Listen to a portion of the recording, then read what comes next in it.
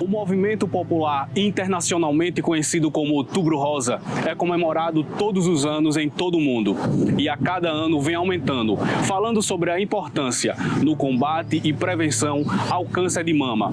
E sabemos que, se diagnosticado de forma precoce, tem grandes chances de cura. A partir deste momento, vamos conhecer a história das guerreiras poço-branquenses Ageilma, Luciana e Gorete.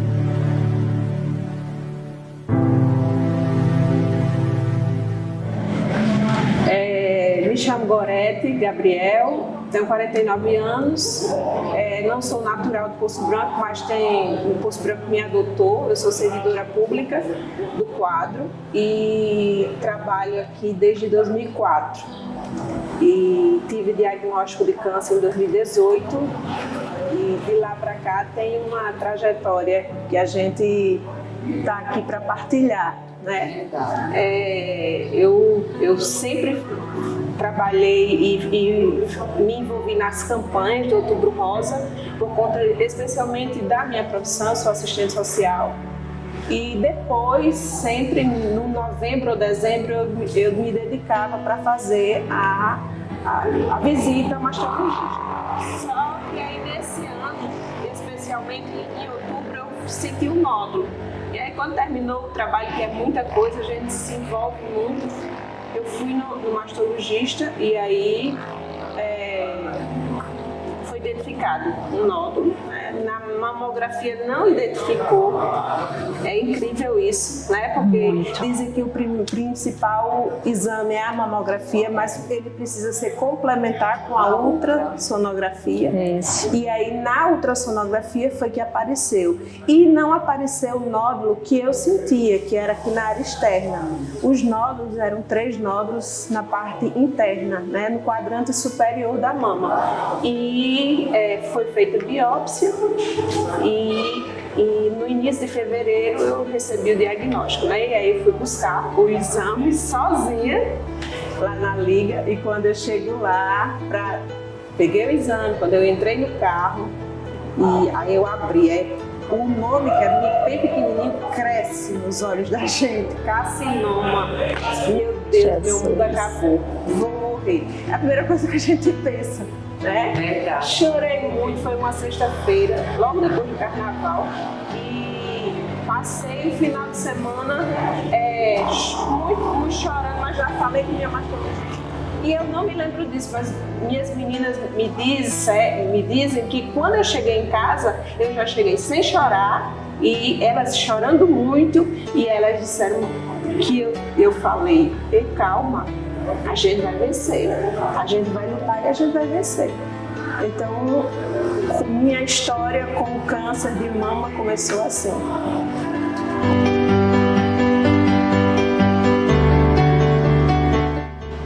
Meu nome é Luciana Catarina, tenho 39 anos, descobri o câncer com 38 anos, ano passado, em outubro.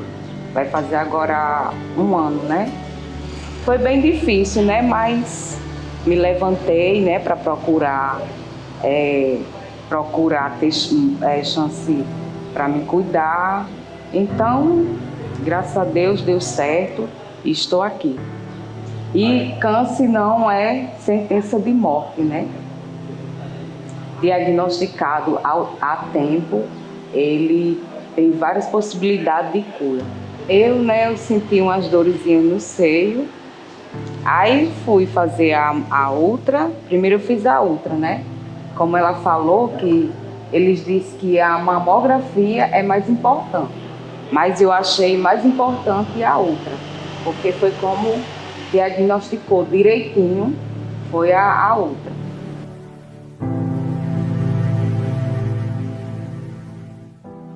Quando meu irmão recebeu o diagnóstico e chegou lá em casa dizendo, o meu mundo caiu. Eu comecei, ficar nervosa, chorar. Já fui direto para minha filha dizer, olha, querida, amanhã vai acontecer isso, vai cair o cabelinho, mas amanhã vai ficar boa. Aí, Aí comecei a chorar, né? Ele se levante, vamos agir, vamos procurar, né? Vamos procurar que vai ter mais, tem muita chance de cura. Aí fui, né?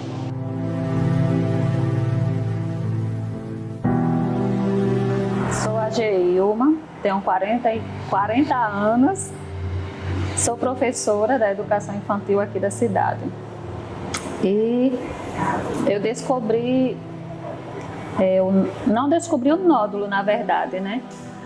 Eu estava em um momento turbulento da vida, em meio a uma separação, e nesse meio eu ainda conseguia fazer minhas atividades físicas. E ao chegar dessa atividade física, eu percebi e senti dores na mama. E vi que algo estava errado. Eu sabia que eu tinha displasia, mas tinha algo bem diferente. E aí, quando eu vou ao banho, aí faço o toque todinho, não sinto nada. Mas aí bateu a curiosidade e eu falo que foi Deus que agiu nesse momento, que fui e apertei o mamilo. E quando eu apertei o mamilo, saiu sangue. E aí foi onde eu disse, tem algo errado. De imediato eu liguei para a ginecologista que me acompanha. Ela falou para mim dar uma passadinha lá, para pegar uma guia para fazer um ultrassom, mas que poderia ser só retenção de líquido. E tudo bem, fui para Natal, já estava fazendo acompanhamento com meu filho. E chegando lá eu não passei nem pela ginecologista. Eu disse, eu vou adiantar, já vou direto para a mastologista. E fui à mastologista. Primeiramente ela disse que era uma infecção no ducto mamário, tinha tudo para isso, mas aí foi feito a solicitação dos exames da mamografia. Fiz a mamografia, não apresentou nódulo nenhum também. E aí veio o ultrassom. E no ultrassom apresentou um nódulo. Apresentando esses exames a ela disse, isso aqui não tem como ser a doença, que ela até pronunciou assim, não tem como ser a doença, porque o nódulo, ele não tem má formação. Ele estava igual uma sementinha de feijão. Aí ela foi desenhar como é que era, né, o nódulo do câncer. Mas tudo bem. Daí ela pediu a biópsia, recebendo a biópsia, veio o resultado, carcinoma. E eu estava só também, sozinha, só eu e Deus.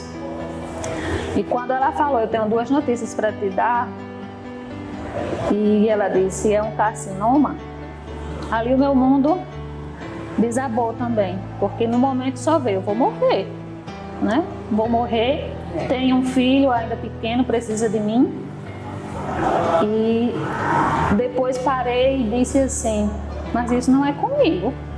Eu tenho uma alimentação boa, me alimento bem, faço atividade física, me cuido. Então eu disse, comigo, né? A ficha não caiu, mas depois aí ela foi conversando comigo, aí a ficha foi caindo e pronto. Aí eu fui desabando no choro.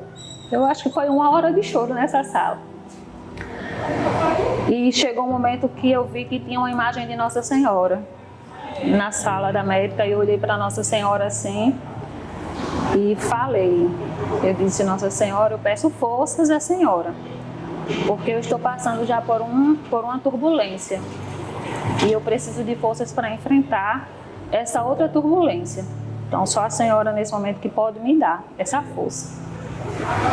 E foi quando a médica disse, você já está pronta para enfrentar? Eu parei, respirei, disse, prontíssima. Então já fui agilizando tudo, já saí de lá com um sorriso no rosto. Abri a porta, já vou dando os encaminhamentos, já fui agilizando tudo, cirurgia e tudo. E aí o mais difícil é você chegar e dar o resultado para a família, né? Como é que eu vou falar para minha mãe?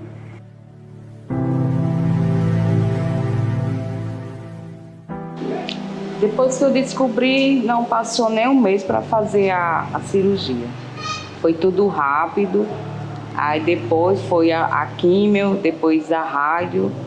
Teve as turbulências, dificuldade, mas superei. De Eu fiz 12 sessão de químio branca e 4 da vermelha, e depois fiz 15 dias de radioterapia.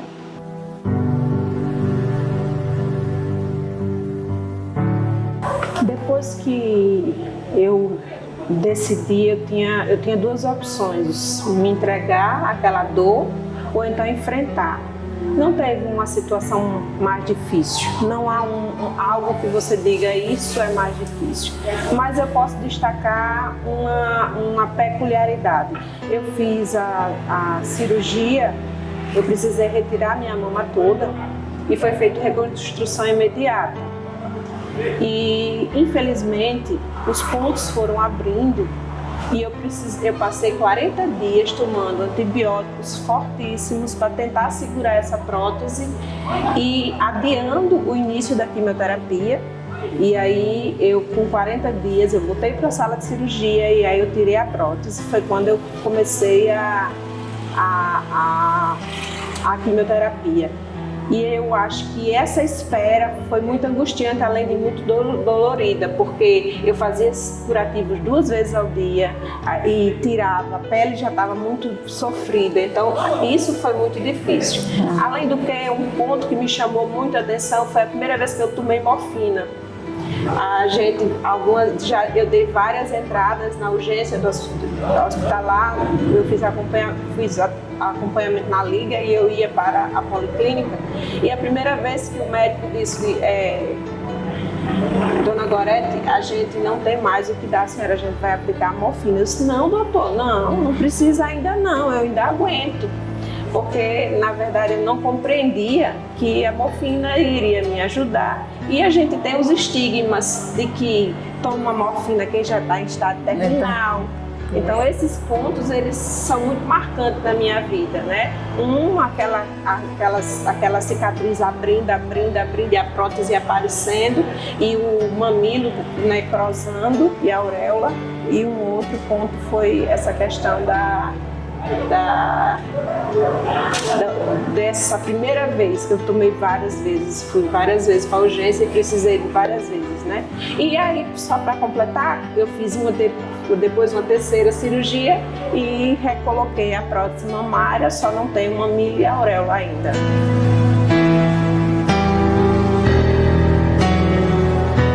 Difícil foi passar o resultado, né, o diagnóstico para minha mãe, porque a gente sabe que mãe, né, sente muito a dor do filho.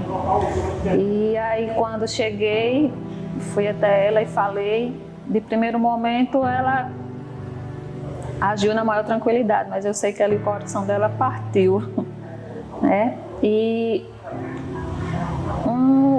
a maior, que eu posso dizer assim, um dos piores momentos foi repassar para meu filho, né?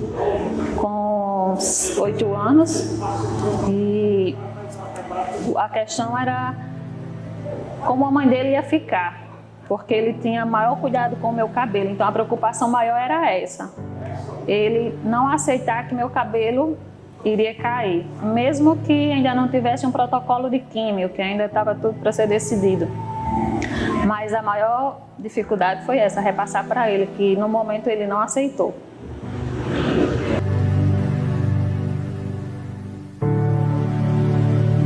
Minha família me apoiou super bem, me encorajou, né?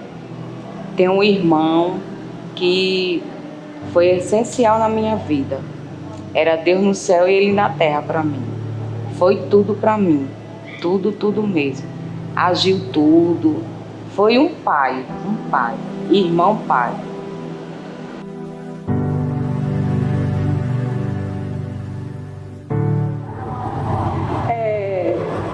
Diferente de outros cânceres, por exemplo, câncer de colo de útero, ele pode ser prevenido, né, com a realização dos preventivos, dos exames. No caso do câncer de mama, ele pode ser diagnosticado cedo. Então, eu sempre digo, e isso eu digo o ano todo, inclusive para as pessoas com as quais eu convivo nas minhas redes sociais: se toquem, Não tenha medo do seu corpo. E se identificou alguma coisa, não tenha medo de procurar. Porque a identificação do problema, do diagnóstico cedo, é um grande divisor de águas para que a gente possa sobreviver. O câncer de mama ainda é o câncer que mais mata mulheres no mundo. Né? Então a gente precisa também estar atento a isso. E por que mata tanto? Porque ainda as mulheres não se tocam, não fazem o autoexame. E se não consegue fazer, procura ajuda médica. Vai na unidade básica de saúde, na estratégia de saúde da família, conversa com a agente de saúde que mora com você. Eu acho que a gente precisa desmistificar isso. E algo que é importante também, a vida depois do câncer. Sabe? Mesmo que a gente tenha um diagnóstico de câncer, mesmo que a gente tenha um câncer que seja paliativo, né, que não ele sirva, o tratamento sirva apenas para aumentar nosso tempo de vida, mas a gente tem que saber que a gente precisa viver apesar desse diagnóstico. Isso. Nós somos muito mais do que um diagnóstico. Isso. Né? E aí eu tenho muita coragem de dizer isso. Eu passei o tratamento todo sem uma mama, e sem cabelos, e sem sobrancelhas, e eu não tinha vergonha disso, porque eu precisava também ajudar outras pessoas, e eu achava que era essa forma que eu tinha de fazer outras mulheres compreenderem. Encorajar, né? Encorajar outras mulheres. Outras pessoas, outras mulheres, né? E no meu caso, eu até brinquei já sobre isso. Sabe aquela história de que um raio não cai duas vezes no mesmo lugar? Uhum. Na minha casa, em 2018, eu e meu pai tivemos diagnóstico de câncer. Então foi muito difícil para a nossa família. E quando a gente fala da rede de apoio, isso é muito importante, porque eu, na verdade, tive um exército comigo, eu tenho um exército comigo, nós temos. E a gente descobre isso no momento da dor, né? Porque essas pessoas, elas sofrem muito. E mais. Né? Eu acho que sofrem mais do que a gente. Eu até brinco, assim, eu até falo assim, que eu sei o que eu sei os dois lados, porque eu sei o que um paciente com câncer sofre e eu sei o que o amor da vida de alguém sofre quando esse amor está doente com câncer. Porque eu senti ao mesmo tempo a minha dor de ter câncer e também eu fui familiar de uma paciente com câncer. Então, é uma dor que é muito forte, mas a gente precisa de muita coragem. A gente tem que ser forte por eles. Por eles. Tem que dar força a eles. Eu costumo falar assim, que a gente tenta passar assim, por todo esse processo com leveza para que o nosso sofrimento não chegue até eles, né, até a família, né? E essa foi uma das minhas opções. Eu digo, eu vou tentar passar com toda a leveza que eu puder para não transmitir para eles toda a dor que a gente vai sentir, porque há momentos que a gente sente dores. Então eu tento e tenho que passar a leveza. E o legal é que a gente está aqui contando nossas histórias de superação. E isso vai ser visto e ouvido por muitas pessoas, inclusive que têm medo até de falar a palavra câncer, chama aquela doença, se chama CA, e a gente tem que desmistificar, porque do jeito que tem pacientes com outras doenças crônicas, nós seremos sempre pacientes oncológicas. Então, assim, tem gente que ainda tem preconceito, sabe? Tem medo de dizer que está com medo de câncer. pegar. E não é assim. Câncer não se pega. Você sabe.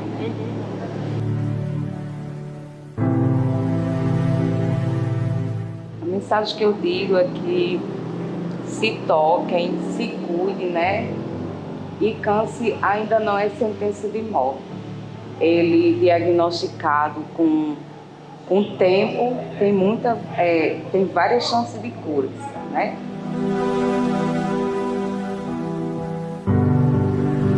Que as mulheres e também homens, né, que podem também ser acometidos, observem mais o corpo, se toquem, não tenham vergonha, porque através de um toque pode salvar a sua vida. quando a gente tem o diagnóstico, a gente está falando aqui da rede de apoio e essa rede é muito importante. E dentre os envolvidos estão os filhos e os companheiros. Então, nós conhecemos relatos de companheiros que abandonaram suas mulheres nesse momento de tanta fragilidade, mas também nós conhecemos histórias de homens fortes, sensíveis e corajosos, que não largaram a mão das suas companheiras, que seguraram a onda junto com os filhos para que conseguissem superar juntos, né? Então, a mensagem que eu deixo para os homens é que apoiem suas mulheres. Isso vai passar. Essa fase ela passa e aquela mulher que está ali, que ela vai sair muito mais fortalecida desse processo, ela será muito mais grata a todos vocês. E pode ter certeza que a gente sai bem fortalecida, viu? Eu pensava assim, que quando meu cabelo caísse, né? Aí eu pensava que meu marido não olhava mais para mim. Eu pensava assim, como é que ele vai reagir quando ele olhar para mim? Eu sem o cabelo, mas foi totalmente diferente. Ele reagiu super natural, não teve problema nenhum, foi muito compreensível.